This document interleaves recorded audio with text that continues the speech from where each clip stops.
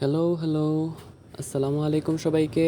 SSC বল চ্যাপ্টারের 3rd number লেকচারে সবাইকে স্বাগতম। আমি তোমাদের সাথে আছি মোহাম্মদ তানভীরুল হাসান, পড়াশোনা করছি বুয়েটে ইলেকট্রিক্যাল অ্যান্ড ইলেকট্রনিক ইঞ্জিনিয়ারিং ডিপার্টমেন্টে। আজকের লেকচারে আমরা ভালোই অনেকগুলা কনসেপ্ট পড়ব, সেই সাথে ভালোই ম্যাথ প্র্যাকটিস করব অনেকগুলা। তো প্রথমেই আজকের ক্লাসের যে টপিকটা সেটা হচ্ছে টেনশন। এই টেনশন মানে সেই টেনশন না যেটা সাধারণত আমরা চাপে পড়ে করি, মানে এটা হচ্ছে মানসিক টেনশন নয়। দিস ইজ নট মানসিক চাপ, বরং এটা হচ্ছে টান। তো এই টেনশন জিনিসটা কি? ধরো একটা বস্তুকে সুতা দিয়ে টান দিতেছ টি বলে। তো এই যে টি বলে যে টান দিতেছ, এই বলটাই হচ্ছে টান। তার মানে কি? টান হচ্ছে এক ধরনের বল। এখন টান মানে কি? টানাটানি করা, এটা তো আমরা সবাই জানি। এটা আই হোপ কাউকে বোঝানোর দরকার নাই। বাট আমাদের কিছু জিনিস সম্পর্কে জানতে হবে। যেমন ধরো এই বস্তুটা এই দিকে আমি 10 নিউটন বল দিয়ে টান দিতেছি, এই দিকে ধরো 10 নিউটন বল দিয়ে টান দিতেছি। এটা হচ্ছে একটা কেস। আরেকটা কেস কি হইতে পারে? এই দিকে ধরো 10 নিউটন বল দিয়ে টানলাম, বাট এই দিকে টান দিলাম হচ্ছে ধরো 5 নিউটন বলে। এটা আরেকটা কেস। আবার আরেকটা কেস কি হইতে পারে? ধরো এই বস্তুটা এই বরাবর শুধু 10 নিউটন বলে টান দিলাম। এখন প্রশ্ন হচ্ছে টেনশন ফোর্স বা হচ্ছে প্রযুক্ত টান বলের মানটা কত? প্রথম কেসে দেখো, প্রথম কেসে আমি ডান দিকে 10 নিউটন বল টান দিতেছি, বাম দিকে 10 নিউটন বলই প্রয়োগ করতেছি। তার মানে এই ক্ষেত্রে আমাদের টান বলটা হচ্ছে 10 নিউটন। কিন্তু এই ক্ষেত্রে কি হবে? ডান দিকে আমি 10 নিউটন বল দিছি, কিন্তু বাম দিকে দিছি 5 নিউটন বল। এই ক্ষেত্রে টান বলের মানটা কত হবে? এই ক্ষেত্রে টান বলের মানটা হবে 5 নিউটন। 5 নিউটন বলটা দড়িটাকে টান টান করে রাখতে সাহায্য করতেছে। যেমন ধরো এরকম একটা দড়ি, হ্যাঁ, এই দড়িটাতে যখন টান লাগবে তখন কি হবে? একদম সোজা হয়ে যাবে, রাইট? তো এইখানে এই বস্তুটাকে যে সুতা দিয়ে আমরা হচ্ছে বল প্রয়োগ করতেছি, ওই বল প্রয়োগ করার মধ্যে ডান দিকে 10 নিউটন, বাম দিকে 5 নিউটন। তো এই ডিফারেন্ট ভ্যালুর যে বল প্রয়োগ করতেছে, এই বলের মধ্যে কেবলমাত্র 5 নিউটন বল দড়িটাকে টান টান করতে সাহায্য করবে। তো ডান দিকে তাহলে বাড়তি 5 নিউটন বল, যে ওই 5 নিউটন বল কি করবে? অতিরিক্ত 5 নিউটন বল কি করবে জানো? অতিরিক্ত 5 নিউটন বল বস্তুকে ত্বরণ দেবে, অর্থাৎ বস্তুকে একটা নির্দিষ্ট পরিমাণ ত্বরণে তাড়িত করবে। এবার দেখো 3 নাম্বার কেসে 10 নিউটন বল আমি শুধুমাত্র ডান দিকে প্রয়োগ করতেছি, কিন্তু বাম দিকে 0 নিউটন বল প্রয়োগ করতেছি। এই ক্ষেত্রে টান বলের মানটা কত? একটু চিন্তা করে দেখো তো, এই ক্ষেত্রে টান বলের মানটা কত হয়? চিন্তা করছো? এই ক্ষেত্রে টান কিন্তু 0 নিউটন হবে না, 10 নিউটনই হবে। কেন হবে? 10 নিউটন বলে যখন বস্তুটাকে একদিকে টানবা, তুমি রিয়েল লাইফ কেসে চিন্তা করো, তখন দড়িটা টান টান হওয়ার আগ পর্যন্ত কি বস্তুটা ওইখান থেকে নড়বে? বুঝতে পারছো এখন কেন তৃতীয় ক্ষেত্রেও বা থার্ড কেসেও টান হচ্ছে 5 Newton? Clear? I hope clear. আচ্ছা, এখন দেখো আমরা ইকুইলিব্রিয়াম জিনিসটা নিয়ে আলোচনা করি। ইকুইলিব্রিয়াম মানে কি? ইকুইলিব্রিয়াম মানে হচ্ছে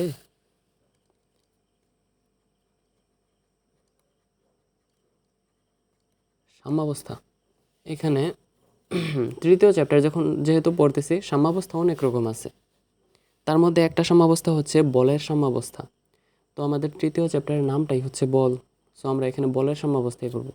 তো বলের সাম্যাবস্থা বলতে কী বোঝানো হয়? আমি যদি লিখি,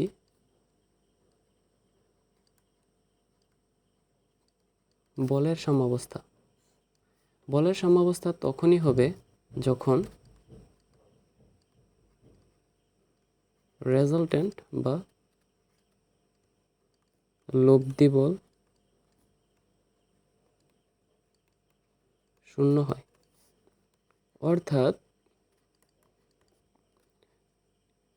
কি হবে? বস্তু হচ্ছে হয় স্থির থাকবে কিংবা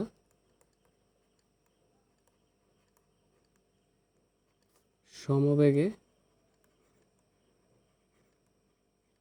গতিশীল থাকবে।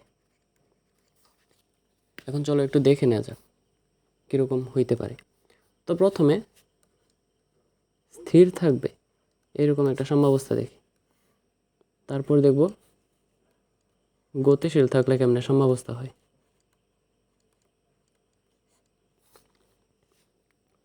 একটা বস্তু, এই একটা বস্তু, তো এই বস্তুটার উপর দেখো তুমি কতগুলা বল প্রয়োগ করছো। ধরো এই বস্তুটার উপর একটা বল প্রয়োগ করছো এইদিকে F1 পরিমাণ, আরেকটা বল এইদিকে দিছ F2 পরিমাণ, আরেকটা বল এইদিকে দিছ F3 পরিমাণ, আরেকটা বল ধরো এইদিকে দিছ F4 পরিমাণ। Got it? এখন সাম্যাবস্থা তখনই হবে যখন সবগুলোর রেজাল্টেন্ট জিরো, অর্থাৎ তাদের ভেক্টর যোগফলের মান হবে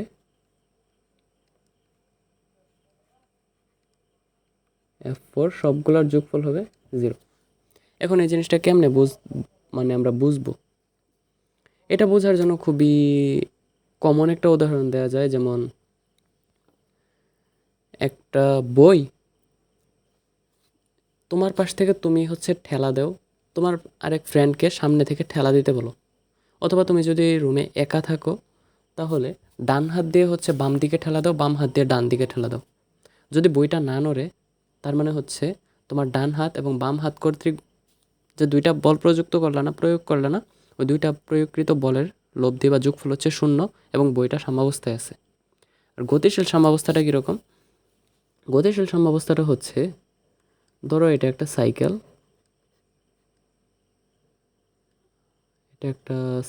সাইকেল আঁকানো হয় না যদিও।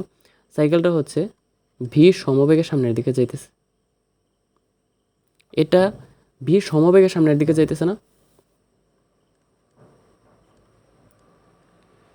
ভি সমবেগে যখন সামনে যায় তখন আমরা কি জানি? যখন একটা বস্তু সমবেগে যায় তখন তার উপর যত টাইপের বল প্রযুক্ত হয় সবগুলো বলের লব্ধি হচ্ছে 0। অ্যান্ড একটা বস্তুর উপর 1000টা বল প্রয়োগ করছো, বলের লব্ধি 0 হয়ে গেছে। তাহলে তুমি যেই ব্যাগে গতিশীল ওই ব্যাগেই চলতে থাকবা। এটা আমরা নিউটনের গতিসূত্র যখন পড়বো তখন জানতে পারবো, এখন শুধু দেখে রাখো। আচ্ছা, বুঝতে পারছি আমরা সাম্যাবস্থা।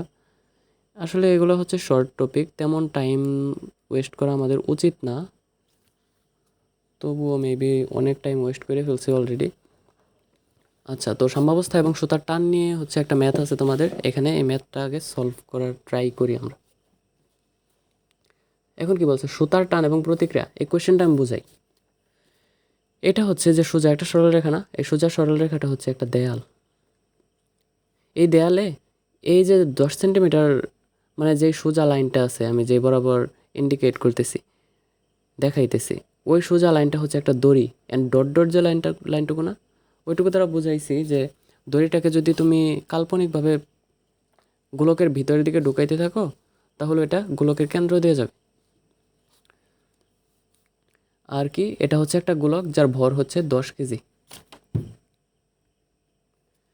আর হচ্ছে গোলকের ব্যাসার্ধ 5 সেন্টিমিটার। এখন কি, সুতা দিয়ে যখন বেঁধে রাখছে তখন গোলকটা দেয়ালের সাথে ঠেস দিয়ে সাম্যাবস্থায় আছে, অর্থাৎ গোলকটা নড়তেছে না। এখন নড়তেছে না যে এই মুহূর্তে সুতার টান কত এবং প্রতিক্রিয়া বলটা কত? প্রথমেই আমরা বলগুলো আগে চিহ্নিত করে ফেলি। এখন সুতার টান কোন দিকে থাকবে? দেখো বস্তুটা কিন্তু এইখানে ঝুলে রয়েছে, তার মানে তার নিচের দিকে হচ্ছে এমজি বল কাজ করবে, একদম খাড়া নিচে। দেয়ালের প্রতিক্রিয়া কোন দিকে? একদম দেয়ালের লম্ব বরাবর বিপরীত দিকে দেয়ালের, তাই না? এটাকে যদি আর দ্বারা প্রকাশ করো। আর সুতার টান কোন দিকে হবে? সুতার টানটা হবে এই যে সুতা, অ্যান্ড সুতা হচ্ছে উপরের দিকে টান দিবে, এটা হচ্ছে টি মানের বল। এখন দেখো বস্তুটা কিন্তু আমাদের আলটিমেটলি সাম্যাবস্থায়।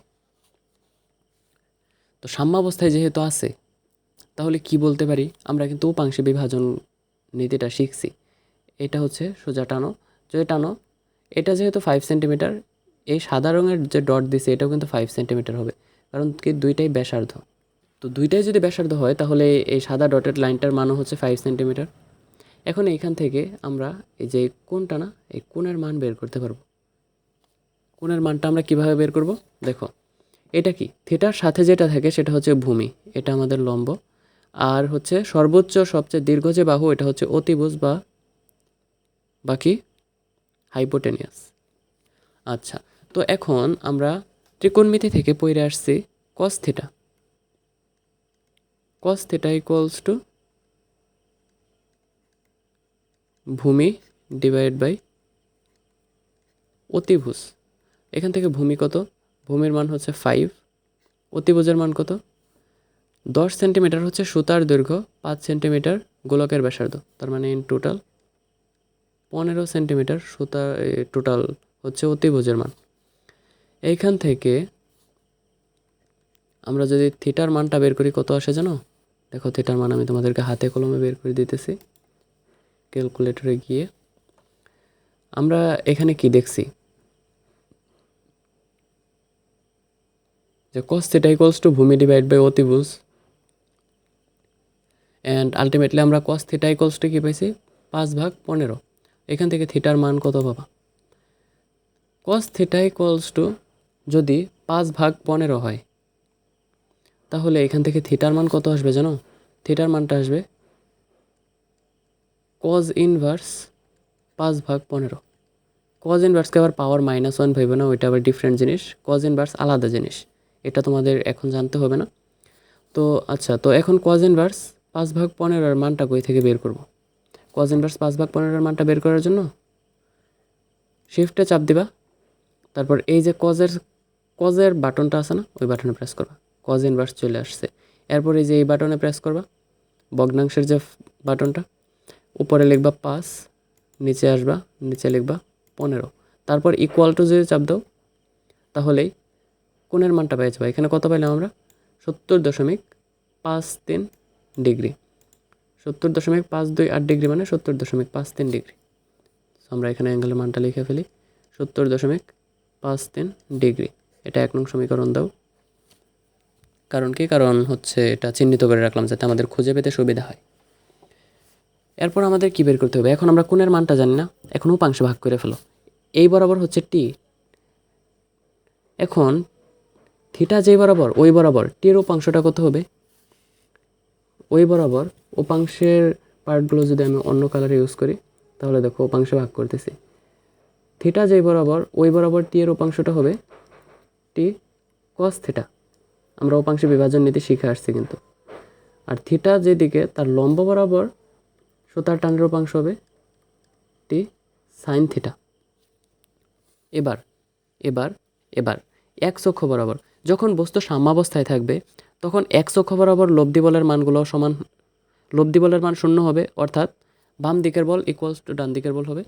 আর যখন ওয়াই অক্ষ বরাবর হিসাব করব তখন সাম্যাবস্থায় থাকলে উপরের দিকের বল আর নিচের দিকের বল সমান হবে। এটা কি শর্ত? এখন যদি আমরা এক্স অক্ষে দেখি, এক্স অক্ষে কী দেখবো আমরা? টি কস থিটা। এখন বস্তু সাম্যাবস্থায় আছে যেহেতু ডান দিকের এবং বাম দিকের বল সমান, তার মানে টি কস থিটা ইকুয়ালস টু আর। এটা 2 নং সমীকরণ দাও। আবার ওয়াই অক্ষে কী পাই আমরা?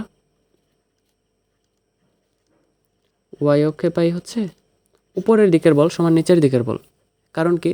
কারণ বস্তু উপরের দিকে উঠা পড়তেছে না কিংবা নিচের দিকেও নাইমা পড়তেছে না, তার মানে বস্তু স্থির। বস্তু যদি স্থির হয় উপরের দিকের বল এবং নিচের দিকের বল সমান হবে। এখান থেকে কি বলতে পারি, T sine theta equals to mg। এখানে মানগুলো বসাই দাও। মানগুলো কি বসাইতে পারো, টি এর মান তো আমরা বের করব, সাইন থিটার মান কত 70.53 ইকুয়ালস টু এম এর মান কত 10 কেজি ভরের গোলক, জি এর মান 9.8। যদি জি এর মান না দেওয়া থাকে তাহলে জি এর মান 9.8 বসাবো। এখান থেকে টি এর মানটা কত পাই, দেখো ক্যালকুলেটরে ডিরেক্ট ইনপুট দেই। এই তো আমাদের কি টি সাইন, টি এর মান বের করবো, তার মানে আমরা টি কে ধরে নিব এক্স।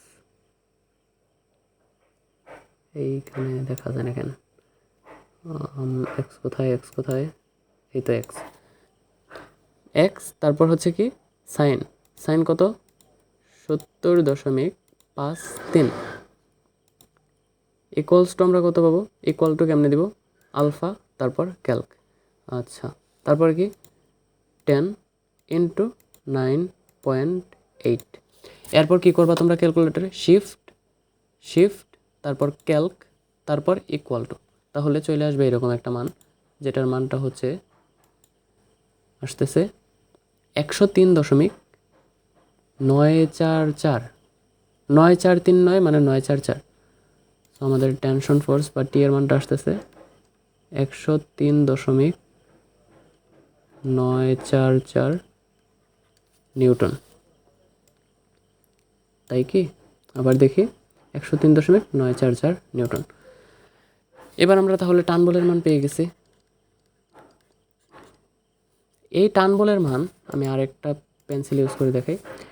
এই টান বলের মান হচ্ছে টি এর মান 2 নঙে বসাও। 2 নঙে বসানোর পর কি আসে, 2 নঙে বসানোর পর এখান থেকে আসবে টি এর মান কত 103.944 ইন্টু কস কত 70.53। আচ্ছা, এখানে কস 70.53 না বসে একদম ডিরেক্ট কস থিটার মান বসাই দাও। কস থিটার মান আমরা কত পাইছি, কস থিটার মান পাইছি 5/15। কোথা থেকে, এই যে এখান থেকে cos theta equals two 5/15। So আমরা বসাই দিলাম, ইকুয়ালস টু হইতেছে আর মানে তলের প্রতিক্রিয়া। এইখান থেকে ইমপ্লাইজ তলের প্রতিক্রিয়া আর এর মান কত পাবা 103.944 ইন্টু 5/15, 103.944 ইন্টু 5/15, 34.648, 34.648 নিউটন। বুঝতে পারছি আমরা ম্যাথটা। তো এই ম্যাথে বোঝার মতো কী ছিল, বোঝার মতো আমাদের দুইটা বিষয় আছে। একটা বিষয় কি, একটা বিষয় হচ্ছে দুইটা না তিনটা বিষয় আছে অ্যাকচুয়ালি। একটা বিষয় কি, একটা বিষয় হচ্ছে সমকোণী ত্রিভুজ, এটা একটা, অ্যান্ড ওই ত্রিভুজের অতিভুজ এবং ভূমির মান দেওয়া আছে, ওইখান থেকে আমাদের থিটার মানটা বের করতে হবে। দ্বিতীয় আরেকটা বিষয় কি বুঝতে হবে, সুতার টানকে আমাদের অনুভূমিক এবং লম্ব উপাংশে বিভাজন করতে হবে। 3 নাম্বার কি, বস্তুটা যেহেতু সাম্যাবস্থায় আছে, তার মানে ডান দিকের বল এবং বাম দিকের বল সমান হবে এবং নিচের দিকের বল আর উপরের দিকের বল সমান হবে। এই কয়েকটা জিনিস খেয়াল রেখে এই ম্যাথটা সলভ করলে এই ম্যাথটা হচ্ছে অনেক সহজ একটা ম্যাথ। আর এই ম্যাথটা তোমাদের ধরতে আরও সুবিধা হয়েছে, কারণ তোমাদেরকে আমি আগে উপাংশে বিভাজন করার নিয়মটা শিখাইছিলাম। যদি তখন না শিখে আজকে শিখাইতে যাইতাম তাহলে এই ম্যাথটা তোমাদের মাথার উপর দিয়ে যেত। আচ্ছা, এখন দেখি স্পর্শ এবং অস্পর্শ বল জিনিসটা কি। এটাও একটা থিওরি টাইপ কনসেপ্ট। এটা হচ্ছে আমরা শুধু দেখে রাখি, সেটা হচ্ছে স্পর্শ বল। স্পর্শ বল মানে কি, এটা হচ্ছে স্পর্শ বল, যে বল সৃষ্টিতে স্পর্শ প্রয়োজন। উদাহরণ কি হইতে পারে, তুমি তোমার ফ্রেন্ডরে হুদাই একটা কিল ঘুষি দিলা, এটা একটা স্পর্শ বল। এনিওয়েজ, এটা কেউ করতে যায় না আবার ক্লাসে। এরপর আর কি উদাহরণ হইতে পারে, এই যে ধরো একটা গাড়ি, এই গাড়িকে ওইখান না তো, ধরো এটা একটা খেলনা গাড়ি, তোমরা ছোটোবেলায় যে কিনতা, এই গাড়িকে তুমি সুতা বেঁধে এই বরাবর টাইনা নিয়ে যেতেছ।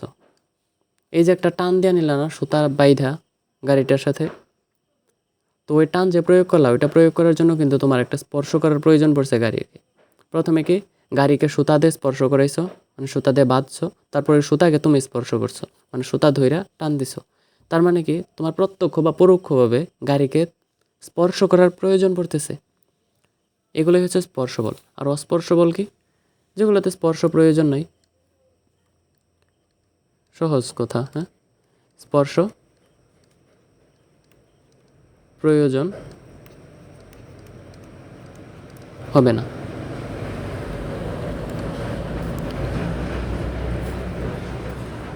এখন এই টাইপের বল কি আসলে সম্ভব? সম্ভব তো। ওই যে আমরা হটে দেখি না, এরকম টাইপ হরর মুভি, তারা দেখি হাত হাত নাড়ানো দেয়, মাথা থেকে মানে সরি সিলিং থেকে ফ্যান খুলে মাথার ওপর বইরা যায়। যদিও ওইটা অলৌকিক, এটার কোনো লজিক নাই। আচ্ছা, আমি এখন যেটা সাইন্টিফিক্যালি প্রুভেন ওই টাইপের ফোর্সের কথা বলতেছি। কি ফোর্স? ওই যে মহাকর্ষ বলের উদাহরণ দিছি না, মহাবিশ্বের প্রত্যেকটা বস্তু একে অন্যকে আকর্ষণ করে। ওইটা বোঝার জন্য আমরা অভিকর্ষ টানতে পারি। আবার এটা ধরো পৃথিবী, এটা হচ্ছে একটা সেই নিউটনের বিখ্যাত আপেল।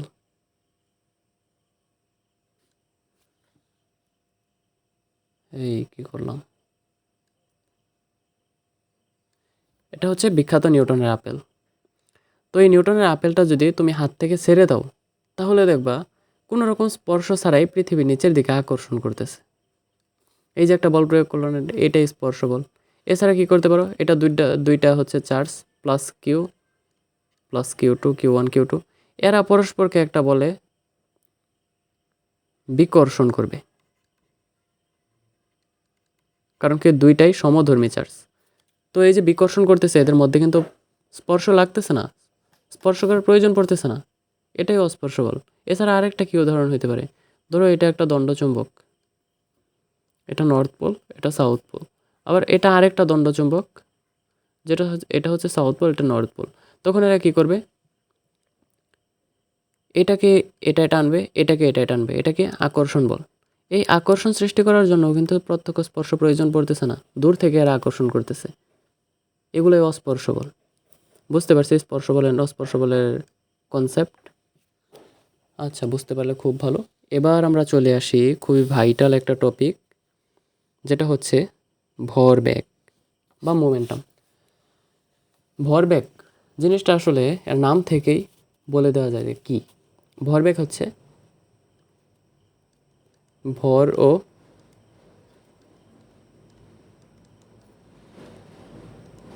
বেগের গুণফল, বা ভর ও বেগের গুণফলকে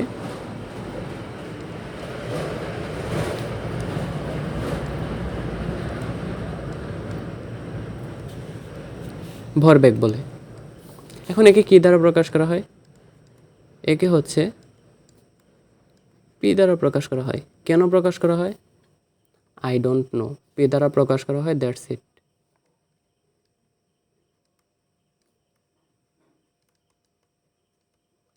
পি দ্বারা প্রকাশ করা হয়। এর একক কি? আচ্ছা, ভরবেগের গুণফলকে ভরবেগ বল না, তার মানে পি দ্বারা প্রকাশ করলে পি ইকুয়ালস টু কী হবে? ভর ইন্টু বেগ। কারণ কি ভর ও বেগের গুণফল তো ভরবেগ, একটু আগে আমরা দেখলাম। তাহলে একক কি হবে?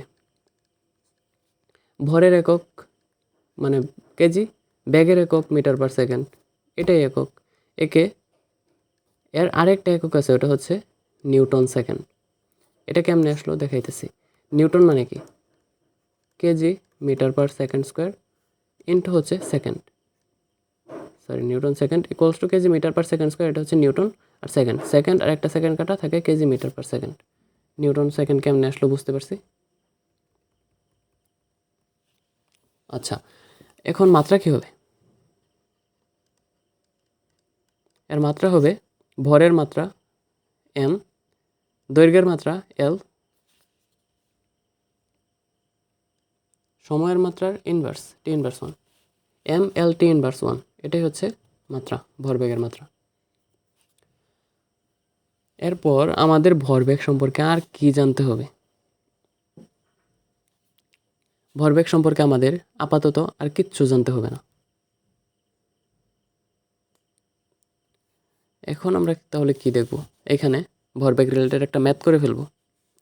যদি এক ম্যাথটা করে ফেলি তাহলেই তোমাদের কনসেপ্ট মোটামুটি ক্লিয়ার হয়ে যাবে।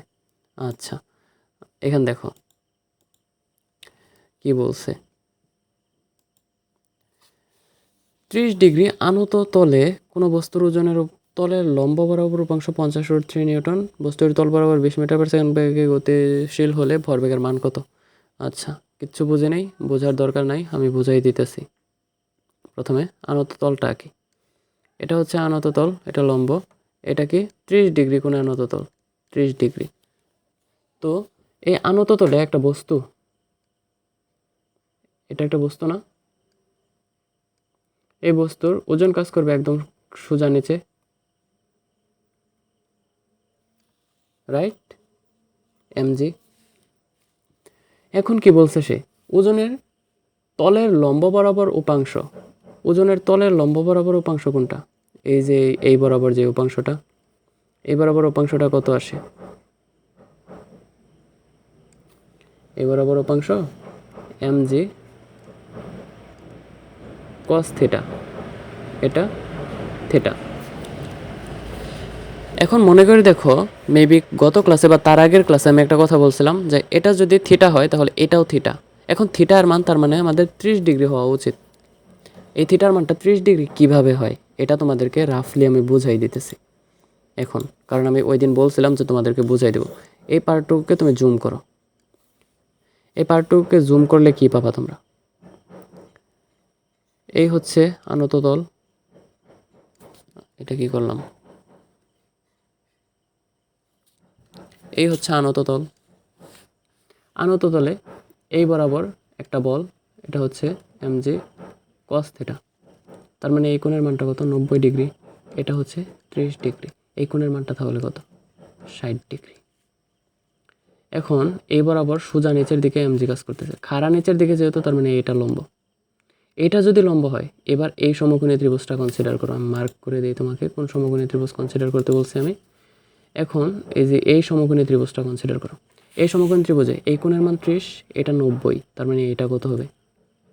60 ডিগ্রি। বুঝতে পারছি? এখন আরেকটা সমকোণী ত্রিভুজের দিকে তোমাকে লক্ষ্য করতে বলবো, এটা হচ্ছে এটাও কিন্তু 90 ডিগ্রি। এটা যদি 90 ডিগ্রি হয় তাহলে এটাও 90 ডিগ্রি। এখন 90 ডিগ্রি হলে এটা যদি 60 ডিগ্রি হয়, এই কোণের মানটা কত? এই কোণের মান হবে 90 মাইনাস 60 মানে 30 ডিগ্রি, যেটা হচ্ছে থিটার মান। এখন বুঝতে পারছো থিটা ইকুয়ালস টু 30 ডিগ্রি কেমনে আসে? বুঝতে না পারলেও সমস্যা নেই, আস্তে আস্তে প্র্যাকটিস করতে থাকো, ধীরে ধীরে সব মাথায় ধরে ফেল।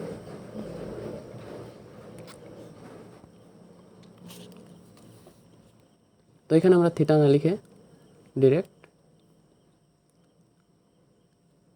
30 ডিগ্রি লিখতে পারি, অ্যান্ড এই বরাবর mg cos থিটা না লিখে লিখতে পারি mg cos 30।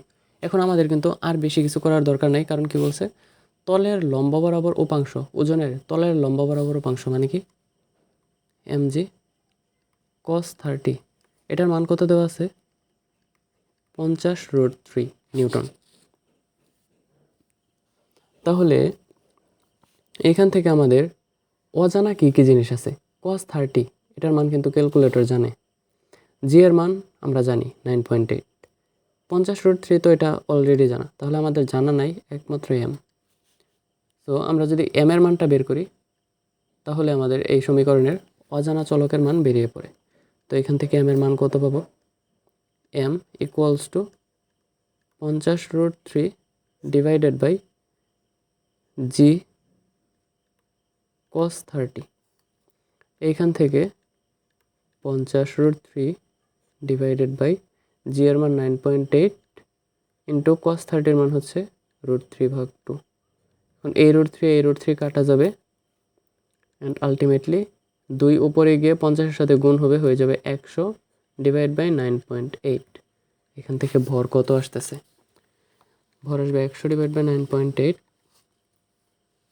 10.2041, 10.2041 কেজি। আমরা ভরের মান পেয়ে গেছি না?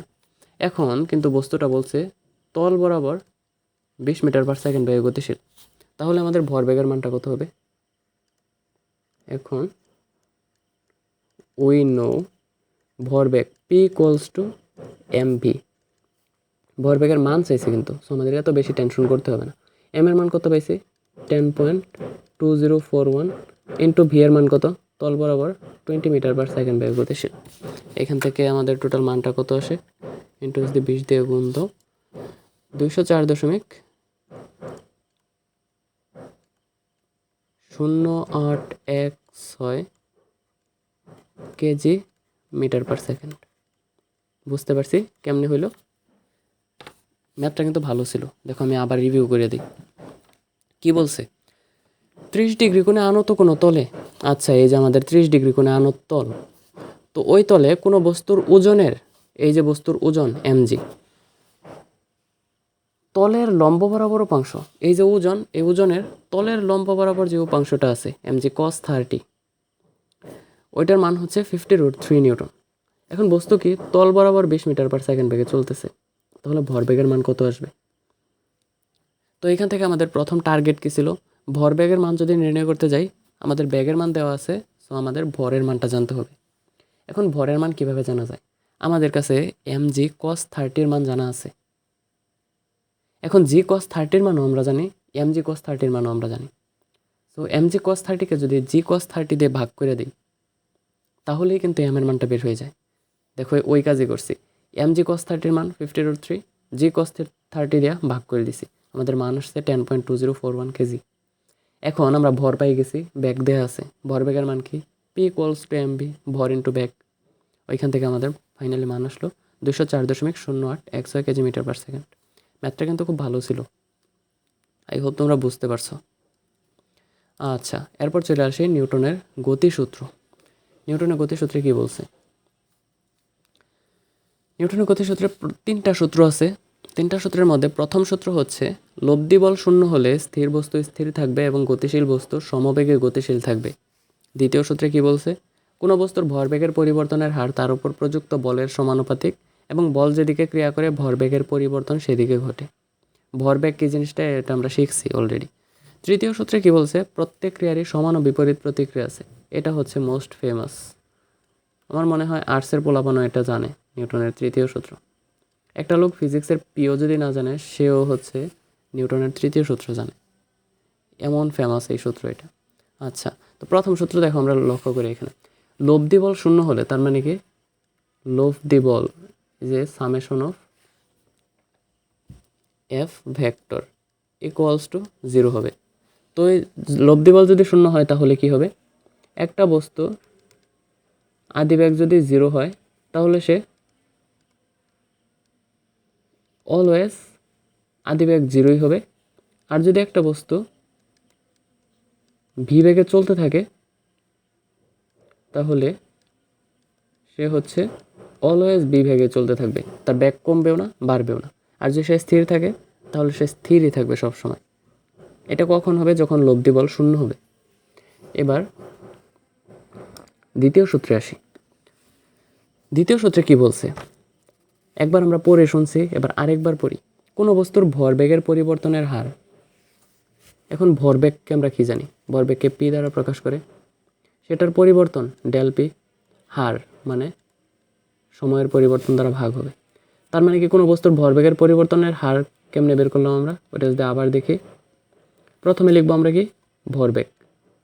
কিন্তু আমাদের তো ভরবেগ নিয়ে কোনো কাজ নেই, ভরবেগের পরিবর্তন নিয়ে কাজ করতে হবে। লিখলাম ভরবেগের পরিবর্তন। তো সেই পরিবর্তনের কি? হার। কোনো কিছুর হার মানে কি? প্রতি একক সময়ে ওই বস্তুর পরিমাণটা। আর কোনো বস্তুর পরিবর্তনের হার কি? একক সময় পরিবর্তনে ওই বস্তুর পরিবর্তন। তো কি বলছে এখন? কোনো বস্তুর ভরবেগের পরিবর্তনের হার তার উপর প্রযুক্ত বলের সমানুপাতিক।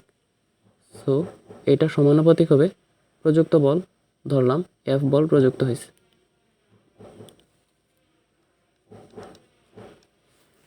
এবার কি বলছে? বল যেদিকে ক্রিয়া করে ভরবেগের পরিবর্তন সেদিকে ঘটে। তার মানে বলের ডিরেকশন এবং ভরবেগের ডিরেকশন, ভরবেগের পরিবর্তনের ডিরেকশন সেম। তুমি যেই দিকে বল দিবা ভরবেগের পরিবর্তন ওই দিকেই ঘটবে। তো এখন আমরা এখান থেকে যদি সমানুপাতিক চিহ্ন উঠাইতে চাই, তাহলে একটা ধ্রুবক আনতে হয় আমাদের। ধরলাম ধ্রুবকটা হচ্ছে কে ইন্টু এফ ভেক্টর। তো এখানে বিজ্ঞানীরা পরীক্ষা নিরীক্ষা করে কে ইকুয়ালস টু 1 পাইছে। এটা কি পরীক্ষা নিরীক্ষা করে, পরীক্ষালব্ধ। ধরো এফ এর মান একটা বসাইছে, ওইখান থেকে ভরবেগের পরিবর্তনের হার বের করছে, অ্যান্ড আলটিমেটলি ওইখান থেকে কে এর মান বের করছে। এইভাবে বারবার বের করার মাধ্যমে আলটিমেটলি কী করছে, তারা কি পাইছে, যে কে এর মানটা আসে 1।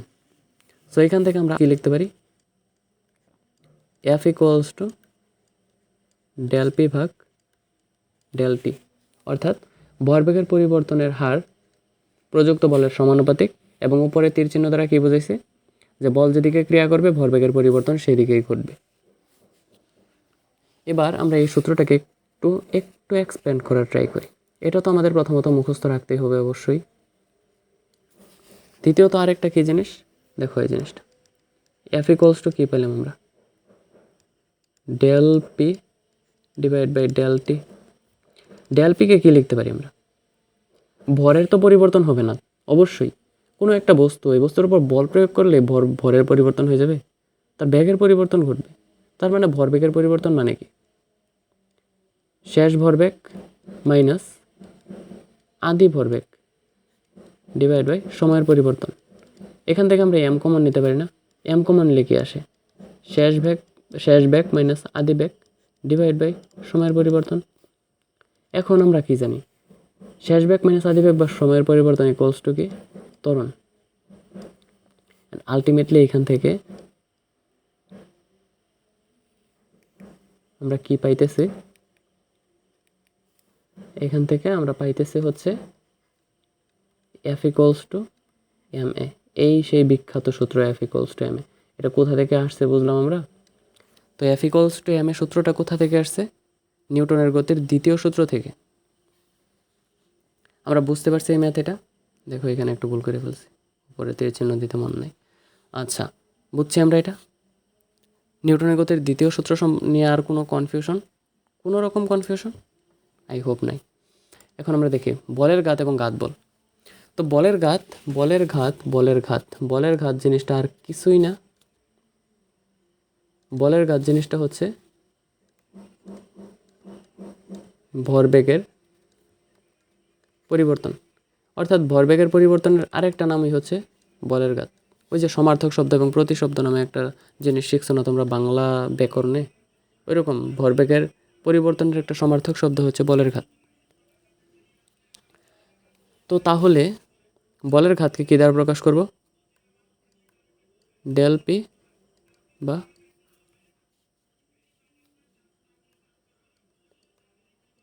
যে দ্বারা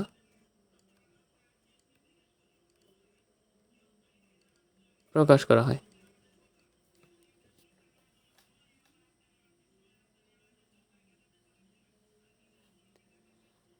তো বলের ঘাতকে কী দ্বারা প্রকাশ করা হয়, ডেল পি বা যে দ্বারা। এখন দেখো বলের ঘাতের সূত্রটা আমরা দেখি। আমরা কি জানি, F equals to del P divide by del T. তো এখান থেকে যদি উভয় পক্ষকে ডেল টি দিয়ে গুণ করে দাও, তাহলেই কিন্তু আমাদের বলের ঘাত বা ভরবেগের পরিবর্তনের সূত্রটা পেয়ে যাই, কি F del T. F del T এর পরিবর্তে কী লিখতে পারো, M into V minus U. বুঝতে পারছি, এটাই হচ্ছে বলের ঘাতের সূত্রসমূহ। মূলত দুইটা সূত্র এখানে, F del T, M into শেষ বেগ মাইনাস আদি বেগ। তো ভরবেগের পরিবর্তন হচ্ছে একটা ভেক্টর রাশি,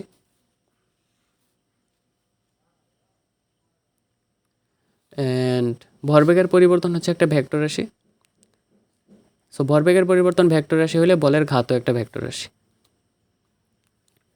আর ভরবেগের পরিবর্তন বা বলের ঘাতের মাত্রা অ্যান্ড একক কী হবে, মাত্রা অ্যান্ড একক হবে ভরবেগের যে মাত্রা অ্যান্ড একক আছে না, ওই ভরবেগের মাত্রা এবং একক। বলের ঘাতের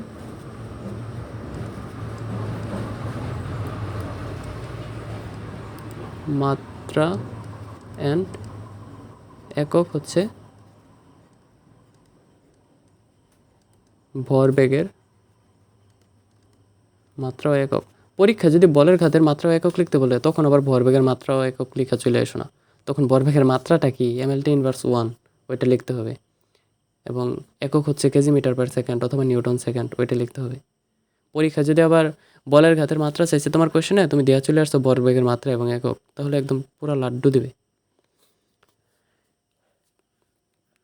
আচ্ছা, এরপর কি ঘাত বল।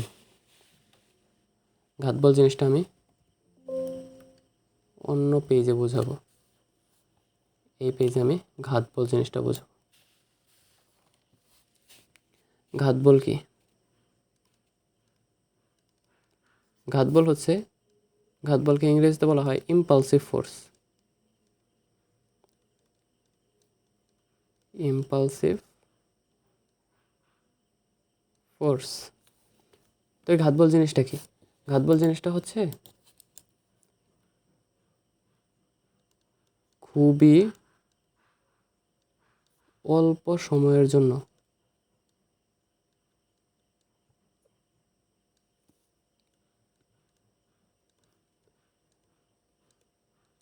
অতি বৃহৎ মানের বল প্রযুক্ত হলে উক্ত বলকে ঘাত বল বলে। তার মানে ঘাত বল এবং বলের ঘাত কিন্তু সেম জিনিস না। ঘাত বল কি? অত্যন্ত বৃহৎ মানের বল যেটা অতিরিক্ত অল্প সময়ের জন্য প্রযুক্ত হয়। এখন এটার উদাহরণ কি হইতে পারে? উদাহরণ হইতে পারে ধরো ওই যে অ্যাক্সিডেন্ট, যে কোনো টাইপের অ্যাক্সিডেন্ট, এটা ঘাত বল। বন্দুকের গুলি কোনো জায়গায় আঘাত করলো, এটা একটা ঘাত বল। কারণ কি? অতিরিক্ত ব্যাগে চলে আসা হুট করে দেখবা তোমার চোখের পলকে বস্তুটা থাইমা গেছে কোনো জায়গায় আঘাত পেয়ে। তার মানে কি? অতিরিক্ত ক্ষুদ্র সময়ের জন্য অতিরিক্ত বৃহৎ মানের বল প্রযুক্ত হয়েছে, এটা হচ্ছে ঘাত বল। আর বলের ঘাত কি? বলের ঘাত তো ভরবেগের পরিবর্তন। তার মানে ঘাত বল এবং বলের ঘাত কিন্তু সেম না। এই জিনিসটা নিয়ে আমাদের প্যাচ লাগানো যাবে না। এবার আমরা আসি হচ্ছে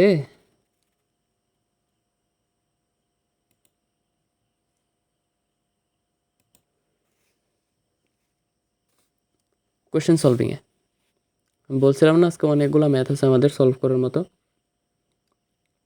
তো এই তো আমাদের ম্যাথ শুরু হইল। প্রথম ম্যাথে কি বলছে? 400 নিউটন বল 50 কেজি ভরের গাড়ির উপর 60 সেকেন্ড ধরে ক্রিয়া করে। বলের ক্রিয়া যদি বন্ধ হয় তাহলে নির্দিষ্ট সময় পর গাড়ি থেমে যায়। ভরবেগের পরিবর্তন কত? আচ্ছা, তো কি কি ডেটা দেওয়া আছে এটা আমরা লিখে ফেলি। প্রথমত কি ডেটা দেওয়া আছে? বলের মান দেওয়া আছে এফ 400 নিউটন, ভরের মান দেওয়া আছে এম 50 কেজি, সময়ের মান দেওয়া আছে টি 60 সেকেন্ড, এটিকে তুমি ডেলটি বলতে পারো। এখন বলের ক্রিয়া বন্ধ হওয়ার নির্দিষ্ট সময় পর গাড়ি থেমে যায়, শেষ বেগের মান 0। ভরবেগের পরিবর্তন কত? আমরা কি জানি? ভরবেগের পরিবর্তন বা বলের ঘাত del P equals to F T অথবা এফ ডেল টি। এফ এর মান কত দেওয়া আছে? 400 নিউটন ইন্টু কি সময়ের মানটা কত? 60 সেকেন্ড। এখান থেকে ভরবেগের পরিবর্তনের মানটা কত আসে? 24,000 নিউটন সেকেন্ড। এটা একদম পুরো সূত্রে মান বসে ম্যাথ সলভ করে ফেলো টাইপ ম্যাথ, কোনো চিন্তা করার মতো না। মানে খুব বেশি চিন্তা করতে হবে বা চিন্তা করতে হবে এমন কোনো ম্যাথই নেই, এটা এই ম্যাথে কোনো চিন্তা করার দরকারই নেই। এখন কি বলছে? 500 গ্রাম ভরের বল, তার মানে এম এর মান কত? 500 গ্রাম। 500 গ্রাম মানে কত? 0.5 কেজি। 20 মিটার/সেকেন্ড বেগে দেয়ালে আঘাত পেয়ে বিপরীত দিকে 15 মিটার/সেকেন্ড বেগে ফেরত আসে, বলের ঘাত কত? আচ্ছা, এটা শুধু ডাটা লিখলে হবে না, এটা তোমাকে চিত্র এঁকে দেখাইতে হবে, না হলে বুঝবা না। তো চিত্রটাকে কোনো দেয়ালে আঘাত পেয়ে, সাপোজ এটা হচ্ছে তোমার সেই দেয়াল, সেই বিখ্যাত দেয়াল, যে বিখ্যাত দেয়ালে একটা বল গেছে, গিয়ে ঠাস করে আঘাত লাগছে। কত বেগে গেছে? 20 মিটার/সেকেন্ড বেগে। ঠাস করে আঘাত লেগে ধরো বলটা একদম বলের মতো নাই, এখন একটু চ্যাপ্টা টাইপ হয়ে গেছে, আঘাত পেয়েছে। এটা তারা বুঝলাম যে আঘাত পেয়ে চ্যাপ্টা হয়ে গেছে বল। তো এরপর কি করছে? 15 মিটার/সেকেন্ড বেগে ফেরত আইছে। ফেরত আসছে না? বলের ঘাত কত? তো আমরা কি জানি, ভরবেগের পরিবর্তন বা বলের ঘাত ডেল পি ইকুয়ালস টু কি? এফটি। অথবা এফটি এর পরিবর্তে আমরা কি লিখতে পারি? M into V minus U. এখন দেখো বিষয়টা কি দাঁড়াইছে এখানে। তুমি যদি ডান দিককে প্লাস ধরো, ডান দিককে যদি প্লাস ধরো, তাহলে বাম দিকের ব্যাগের মানগুলো হবে মাইনাস। আর যদি ডান দিককে মাইনাস ধরো, বাম দিকে ব্যাগের মানগুলো হবে প্লাস। তাহলে এখানে আমরা মানগুলো কীভাবে বসাবো? ভরের মান কত? 500 গ্রাম, তার মানে 0.5 কেজি, ইন্টু শেষ ব্যাগ বাম দিকে। তো তুমি বাম দিককে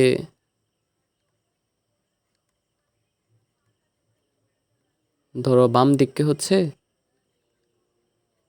মাইনাস ধরে, তুমি বাম দিককে মাইনাস ধরছো, তাহলে 15 মিটার/সেকেন্ড, যে ওইটা কি মাইনাসের 15 মিটার/সেকেন্ড হবে। এরপর সূত্রের মাইনাস, এটা কিন্তু সূত্রের মাইনাস। আর আদি বেগের মানটা কত? 20 মিটার/সেকেন্ড বেগের ডান দিকে। আর আমরা কি বাম দিককে যেহেতু মাইনাস ধরছি, ডান দিক অটোমেটিকলি প্লাস হবে। এখান থেকে কত পাই? 0.5 ইন্টু -15 -20, এখানে আসবে -35। এটা আলটিমেটলি ভরবেগের পরিবর্তন হবে -17.5 কেজি মিটার/সেকেন্ড। তো এখানে মান কিন্তু ভরবেগের পরিবর্তনের মান কিন্তু মাইনাস আসতে পারে, তবে মাইনাস আসলে থার্ড ব্র্যাকেটে এইভাবে লিখে দিবা যে ডান দিককে প্লাস ধরে। আমি এই যে যেভাবে লিখছি না, একদম একদম এইভাবে লিখে দেবা, তাহলে 1 মার্কও কাটবে না। আচ্ছা, এটাই হচ্ছে অ্যান্সার। এর পরবর্তী ম্যাথ। ট্রাক চালক 500 কেজি ভরের ট্রাক 60 কিলোমিটার/আওয়ার বেগে চালানো অবস্থায় 40 মিটার সামনে একটি বালককে দেখে ব্রেক চেপে দিলেন, ফলে ট্রাক বালকের 1 মিটার সামনে এসে থামলো। প্রযুক্ত বল কত? আমরা কি জানি, বল এফ ইকুয়ালস টু কি? M A. এম এর মান দেয়া আছে আমার 500 কেজি, এর মানটা আমাদের লাগবে। এখন চলো এ বের করার মিশনে নেমে পড়ি। তার আদিবেগ দেওয়া আছে 60 মিটার/সেকেন্ড, অতিক্রান্ত দূরত্ব দেওয়া আছে 40 মিটার সামনে, 1 মিটার সামনে, বালকের 1 মিটার সামনে এসে থেমে পড়ছে, তার মানে অতিক্রান্ত দূরত্ব 39 মিটার। অ্যান্ড তার শেষ ব্যাগ থেমে গেল, তার মানে শেষ ব্যাগ 0। মন্দন বা হচ্ছে ত্বরণ, যাই বলো তুমি, মন্দনের মান কত? এটার জন্য আমরা কি জানি?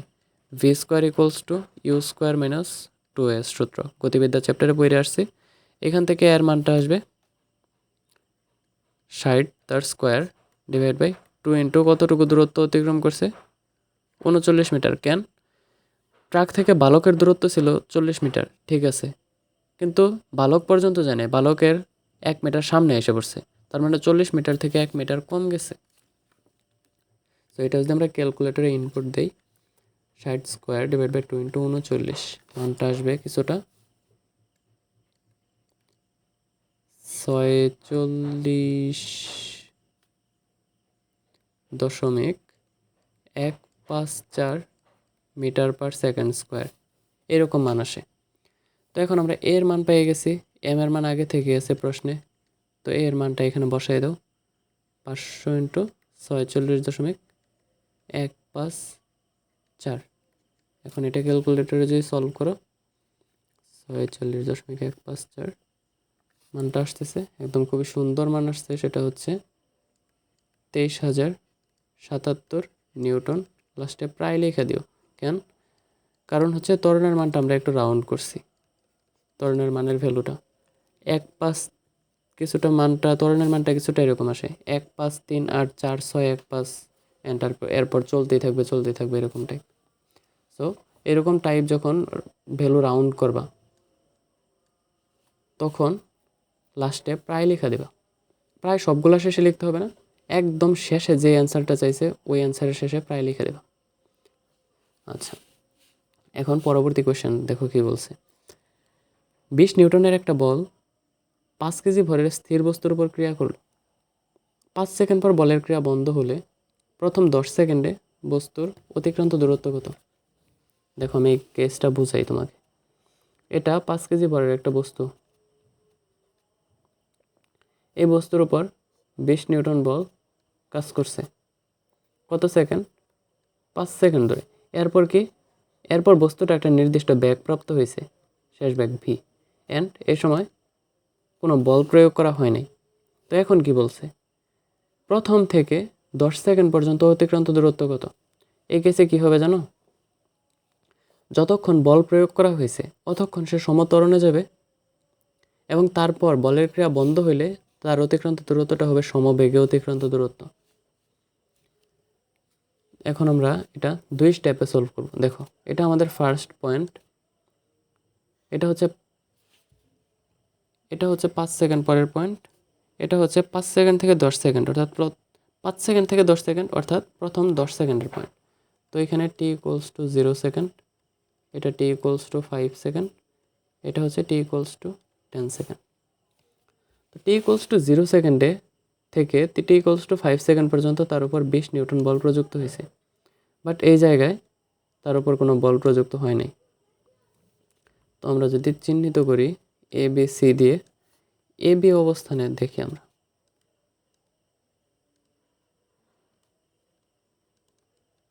এ বি অবস্থানে কি? এ বি অবস্থানে ত্বরণ এর মান কত হবে? F = m এ, ওইখান থেকে A = F/m, F এর মান 20, m এর মান 5, ত্বরণের মান 4 মিটার পার সেকেন্ড স্কোয়ার। তো প্রথম 5 সেকেন্ডে তাহলে অতিক্রান্ত দূরত্ব S1 = কত হবে? স্থির বস্তুর উপর, তার মানে আদিবেগ 0, 0 × 5 প্লাস হাফ ইন্টু ত্বরণের মান কত 4 ইন্টু t স্কোয়ার মানে 5 স্কোয়ার। এখান থেকে টোটাল কত আসতেছে? Half into 4 into 5 square, 50 metre.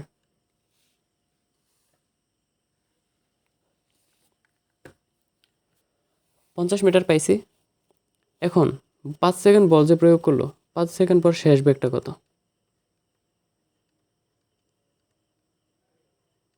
5 second পর শেষ বেগ হচ্ছে v = 0 plus at 5 × 4, 20 metre per second. 5 second পর শেষ বেগ পেয়ে গেছি। তো 5 সেকেন্ড পর যে শেষ বেগটা, নিউটনের গতির প্রথম সূত্রানুসারে বল প্রয়োগ বন্ধ হওয়ার পর ওই যে শেষ বেগটা প্রাপ্ত হয়েছে, ওই শেষ বেগের সমান সমবেগে চিরকাল চলতে থাকবে বস্তুটা। কারণ কি? কারণ প্রশ্নে কোনো বাধার কথা উল্লেখ করে নাই যে কোনো টাইপের বাধা দিয়ে তাকে থামাই দিবে। তার মানে বিসি অবস্থানে সে যাবে সমবেগে। সমবেগে যদি যায় S2 = S=VT, সমবেগের মান কত? 20 ইন্টু কত সেকেন্ড যাবে? 5 সেকেন্ড থেকে 10 সেকেন্ড অর্থাৎ টোটাল 5 সেকেন্ড যাবে। এখানে অতিক্রান্ত দূরত্ব 100 মিটার। সো টোটাল ডিস্টেন্স হচ্ছে S1 plus S2, 100 plus 50, 150 metre. এটা কি প্রথম 10 সেকেন্ডে। এটাই সেই বিখ্যাত অ্যান্সার।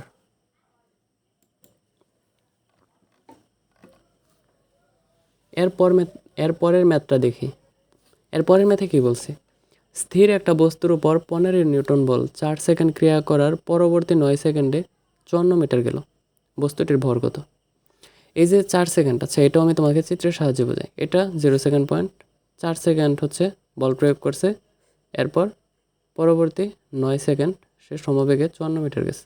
এখানে টোটাল 9 সেকেন্ড, এখানে 4 সেকেন্ড, এখানে আদি বেগ তার ছিল 0, এখানে শেষ বেগ ভি।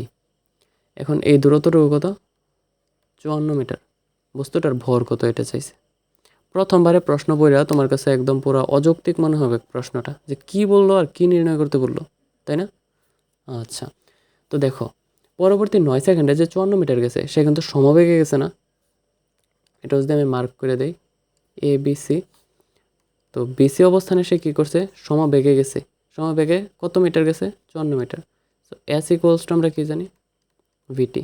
এখান থেকে এস এর মান 54 মিটার, ভি এর মান আমরা বের করব, সময় 9 সেকেন্ড। এখান থেকে বি এর মানটা আসে 6 মিটার/সেকেন্ড। এখন এই 6 মিটার/সেকেন্ড যে বেগটা পাইছি, এই বেগটাকে সমবেগের সাথে সাথে আরেকটা কি নাম দেওয়া যায়? আরেকটা নাম দেওয়া যায় হচ্ছে বস্তুর উপর 15 নিউটন বল 4 সেকেন্ড ক্রিয়া করার পর শেষ বেগ।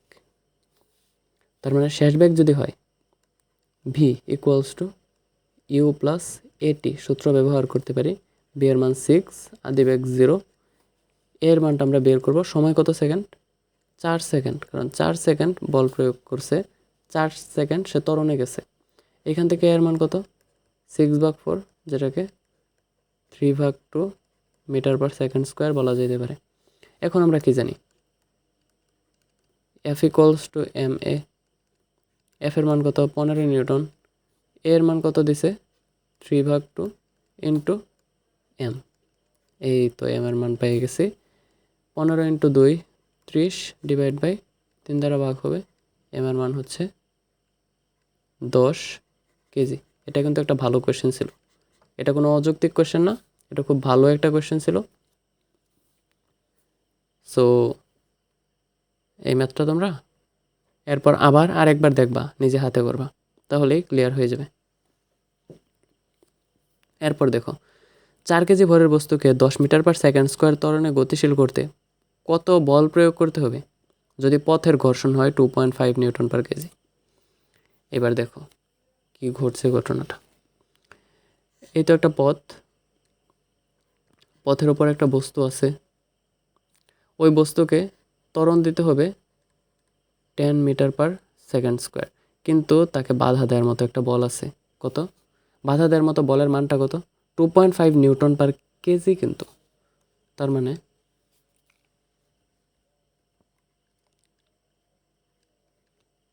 টোটাল ফ্রিকশন কত আসতেছে? 2.5 নিউটন, এটা প্রতি কেজিতে। তার মানে 4 কেজিতে কত? ঐকিক নিয়ম 4 ইন্টু 2.5, তার মানে 10 নিউটন আমাদের ঘর্ষণ বল এখানে কাজ করতেছে। এখন আমাকে কত বল প্রয়োগ করতে হবে সামনের দিকে, তাহলে সামনের দিকে বস্তুটা গতিশীল হবে। আমরা নিউটনের গতির দ্বিতীয় সূত্র থেকে কি দেখছি দেখো। নিউটনের গতির দ্বিতীয় সূত্রটা যদি আবার যাই, এই যে F equals to M N দেখছি না? এই এফ ইকুয়ালস টু এম, এই সূত্রটা কিন্তু আসলে প্রকৃতপক্ষে এরকম, summation of F equals to M A. অর্থাৎ টোটাল যতগুলা বস্তু আছে, যতগুলা বল আছে, সবগুলা বলের লব্ধি ইকুয়ালস টু এম এ। তাহলে এইখানে এই কেসে আমাদের টোটাল কতগুলা বল আছে? সামনের দিকে এফ বল, এফকে বাধা দিবে এরকম 10 নিউটন বল। এফ আর 10 পরস্পর বিপরীতমুখী, তাই 10 মাইনাস হবে, ইকুয়ালস টু কি? এফ যেদিকে আমাদের ত্বরণও সেই দিকে, তার মানে ত্বরণের মানটা হবে পজিটিভ ইন্টু ভরের মান 4। তো এখান থেকে এফ মাইনাস 10 ইকুয়ালস টু কত? 40। প্রযুক্ত বল এফ ইকুয়ালস টু 50 নিউটন। বুঝতে পারছি আমরা এফ ইকুয়ালস টু 50 নিউটন কীভাবে আসলো। নিউটনের গতির দ্বিতীয় সূত্র হতে summation of F equals to M A. Summation of F মানে কি? বস্তুর ওপর যত টাইপের বল আছে, যতগুলা বল আছে, সবগুলা বলের লব্ধি ইকুয়ালস টু বস্তুর ভর ইন্টু বস্তু কত ত্বরণে গতিশীল। এখন বস্তুটা সামনে পিছনে উপরে নিচে হ্যান ত্যান করে টোটাল লব্ধি বল কত আসে? F-10। সামনের দিকে F বল, পিছনের দিকে 10 নিউটন বল। তো ওই F-10 যে লব্ধি মানটা, ওই লব্ধি বলের পরিমাণটা হবে m/a। m কত? 4 কেজি। আর এর মানটা কত? বইলেই দিছে কোয়েশনে 10 মিটার পার সেকেন্ড স্কোয়ার ত্বরণে। তো এখান থেকে আমরা আলটিমেটলি সমীকরণ দাঁড় করিয়ে মানটা পাইছি F=50 নিউটন। Got it? বুঝতে পারছি? আচ্ছা, এবার দেখো আরেকটা ম্যাথ। প্রিভিয়াস ম্যাথটাকে একটু উল্টাই দিছে কাইন্ড অফ। দেখো এখন কি বলছে। 200 নিউটন বল 40 কেজি ভরের কোনো বস্তুর উপর প্রয়োগে বস্তুটি 4 মিটার পার সেকেন্ড স্কোয়ার ত্বরণপ্রাপ্ত হয়। পথের ঘর্ষণ বল কত? এখানে কেসটা কি হয়েছে? এই বস্তু এটাকে আমি 200 নিউটন বলে টানতেছি। পথের ঘর্ষণ বল আমাকে বের করতে হবে ছোটো হাতের F, অ্যান্ড বস্তুটার ত্বরণ হচ্ছে 4 মিটার পার সেকেন্ড স্কোয়ার। এখন কথা হইল, আমরা কি শিখছি? Summation of F = ma। Summation of F কত? সামনের দিকে 200, পিছনের দিকে F বল = ভর 40, ত্বরণ কত? 4 মিটার পার সেকেন্ড স্কোয়ার। এখান থেকে F বলের মান কত? 200 মাইনাস 40 × 4 মানে 160। ঘর্ষণ বলের মান আসতেছে 40 নিউটন। এই হচ্ছে আমাদের অ্যান্সার। আচ্ছা, এখানে তোমাদের একটা ছোট কনফিউশন থাকতে পারে যে ত্বরণের দিকটা 200 নিউটন বলের দিকেই হবে না ঘর্ষণ বলের দিকেই হবে, এটা কিভাবে বুঝবো? এক্ষেত্রে একটা কথা সবসময় মনে রাখবা যে ঘর্ষণ বলের দিকে কোনো সময় ত্বরণ হইতে পারে না। ত্বরণ কখনো ঘর্ষণ বলের দিকে হবে না, এটা হওয়া অসম্ভব। ঘর্ষণ বল সবসময় চেষ্টা করবে তোমাকে থামানোর জন্য। তো কখনো ঘর্ষণ বল প্রয়োগ করার পরে, একটা বল প্রযুক্ত হওয়ার পর যদি বস্তুটা ত্বরণপ্রাপ্ত হয়, তাহলে সেটা কখনোই ঘর্ষণ বল হবে না। সেই ত্বরণ ঘর্ষণ বলের দিকে হবে না। একটা বল প্রযুক্ত হওয়ার পর যদি বস্তুটার ত্বরণপ্রাপ্ত হয়, তাহলে সেই ত্বরণের দিক কখনো ঘর্ষণ বলের দিকে হবে না। এই কথাটা মাথায় গেঁথে ফেলো। কোনো বস্তুর উপর যদি বল প্রয়োগ করা হয়, তাহলে তার ত্বরণ কখনো কখনো কখনো ঘর্ষণ বলের দিকে হবে না। ক্লিয়ার? ক্লিয়ার হইতে হবে। এবার নিউটনের গতির তৃতীয় সূত্রটার দিকে আসি। তৃতীয় সূত্রে কি বলছে? প্রত্যেক ক্রিয়ার একটি সমান ও বিপরীত প্রতিক্রিয়া আছে। এটা কিন্তু আমরা অলরেডি দেখে ফেলছি। কোন জায়গায় জানো? এটা আমরা দেখে ফেলছি নর্মাল রিয়াকশন ফোর্স নামে একটা টপিক পড়ছিলাম না? উল্লম্ব বা অভিলম্ব প্রতিক্রিয়া বল, ওইখানে। কিভাবে? দেখো, যখন তুমি মাটিতে দাঁড়াই থাকো, হ্যাঁ, এই ধরো মাটিতে দাঁড়াই রয়েছ, তখন তোমাকে কিন্তু পৃথিবী একটা বলে টানতেছে। সে বলের মানটা কত?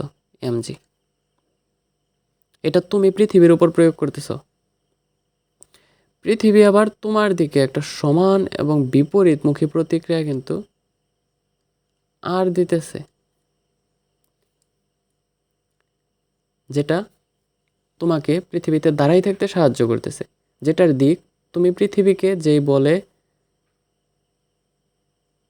যে বল প্রয়োগ করে পৃথিবীর দিকে দাঁড়ায় রয়েছে ওই বলের সমান এবং দিক কি বিপরীত। সো এখান থেকে তুমি কি বলতে পারো? R=mg যদি মান হিসেবে বলো। আর যদি দিক কনসিডার করে বলো, তাহলে R=-mg হবে। বুঝতে পারছি আমরা? আচ্ছা, ক্রিয়া প্রতিক্রিয়া বলের আর কি উদাহরণ হইতে পারে? ক্রিয়া প্রতিক্রিয়া বল প্রয়োগ করে, এটা হচ্ছে একটা রকেট। তোমরা তো রকেট উড্ডয়ন দেখছোই হয়তো বা।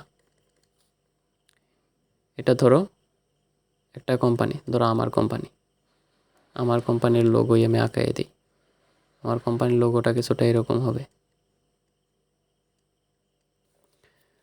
তো এই রকেটটা কি করে? রকেটের যে এই যে দেখতেছো না নিচের পার্টটুকু, এই পার্টটুকুতে প্রচণ্ড বেগে প্রচণ্ড বেগে আগুন বের হয়। আগুন মানে কি, জ্বালানি পোড়ার মাধ্যমে প্রচুর বেগে নিচের দিকে ধাক্কা দেয়। ওই ধাক্কার কারণে উপরের দিকে রকেটটা আরেকটা প্রতিক্রিয়া বল বা ধাক্কা পায়, যার কারণে রকেট ক্রমান্বয়ে উপরের দিকে উঠতে থাকে। তার মানে এক্ষেত্রে ক্রিয়া কি? ক্রিয়া হচ্ছে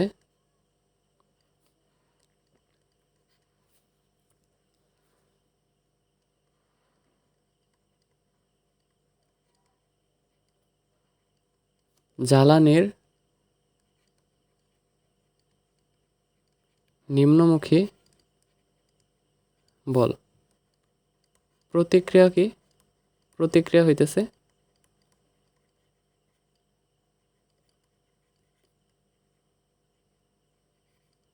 ঊর্ধ্বমুখী ধাক্কা। আর এই ক্ষেত্রে ক্রিয়া কোনটা? ক্রিয়া হচ্ছে তোমাকে যে বলে পৃথিবী টানতেছে এমজি, আর প্রতিক্রিয়া কি? উপরের দিকে আর যে বলটা প্রয়োগ করতেছে। বুঝতে পারছি নিউটনের তৃতীয় সূত্র।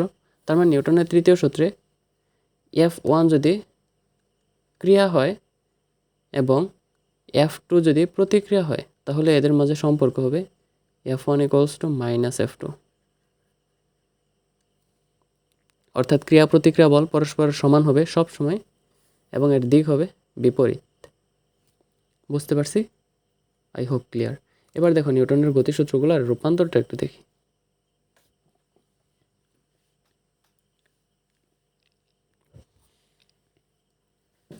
প্রথম এবং দ্বিতীয় সূত্রের রূপান্তর, এটা বোর্ডে প্রচুর পরিমাণে আসে।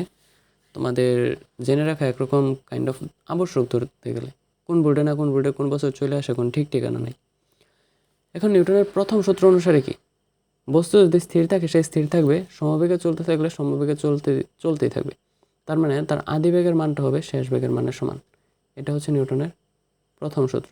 তার আদি বেগ যদি 0 হয়, তার শেষ বেগও 0 হবে।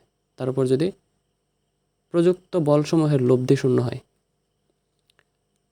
আর যদি বস্তু সমবেগে চলতে থাকে, তাহলে তার বেগ সবসময় সমবেগই থাকবে।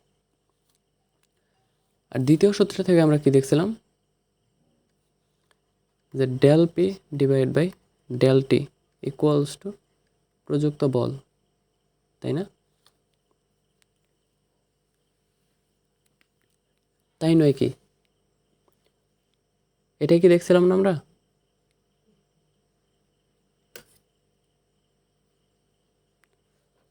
এখন দেখো কি বলছে, প্রযুক্ত বলের লব্ধি যদি 0 হয়, অর্থাৎ এফ এর মানটা 0 যদি হয়, তাহলে কি হবে? ডেল পি ইকুয়ালস টু 0, কারণ টিকে যদি 0 দিয়ে গুণ করো ডান পাশে নিয়ে 0ই আসবে। এখান থেকে ডেল পি এর মান মানে কি? V M into V minus U equals to 0।